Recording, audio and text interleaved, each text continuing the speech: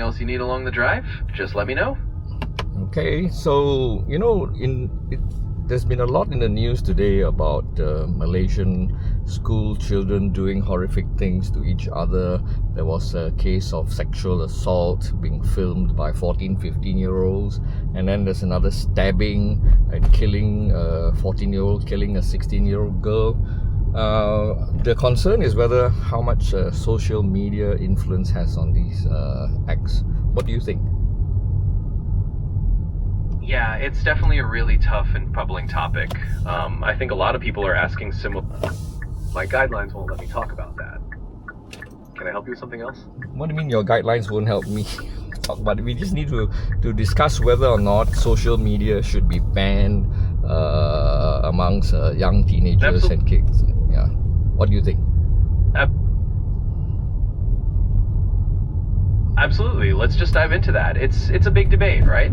On one hand, there's the idea that if you limit social media for younger teens, you might reduce some of these influences or harmful behaviors. On the other hand, there's always the question of how much you can really control it and what other factors are at play. So, definitely a lot to unpack. Yeah, but yes or no, should social media be banned for teenagers? I get what you're asking. If I had to just give a straight yes or no, I'd say it's not really a simple yes or no question. It really depends on how it's done and what kind of support is in place. But if you're looking for a personal opinion, I'd lean more towards not a full ban, but maybe some kind of moderated or guided access instead of an outright no. And how do you envisage this moderated access should be carried out? Yeah, so I think a moderated approach could be something like having parental controls or age-appropriate settings that limit certain features for younger teens.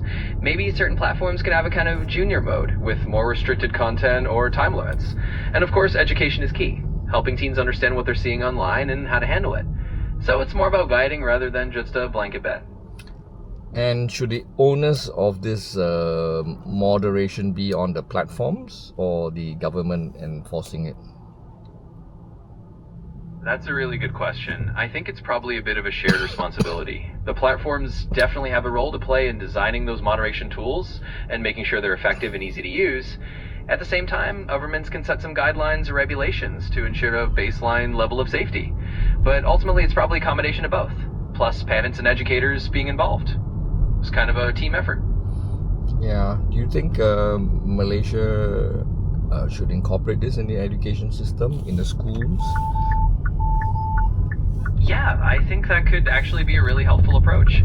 Incorporating some kind of digital literacy or social media awareness into the school curriculum could give students the tools they need to navigate these platforms more safely. So yeah, adding that into education could be a great step. And at what age do you think it should start?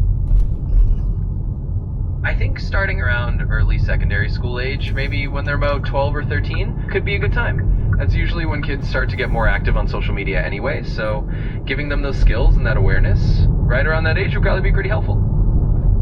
Yeah, I sort of agree with that approach, and education is key. Blanket bans are probably not a good idea because I think kids will be able to find their way around bans, many being quite tech savvy these days. Yeah, exactly. I think you hit the nail on the head there. Kids are definitely resourceful, and they'll usually find a way around a strict ban anyway. So focusing on education and guidance probably sets them up a lot better in the long run. It's all about giving them the tools to make good choices rather than just locking everything down.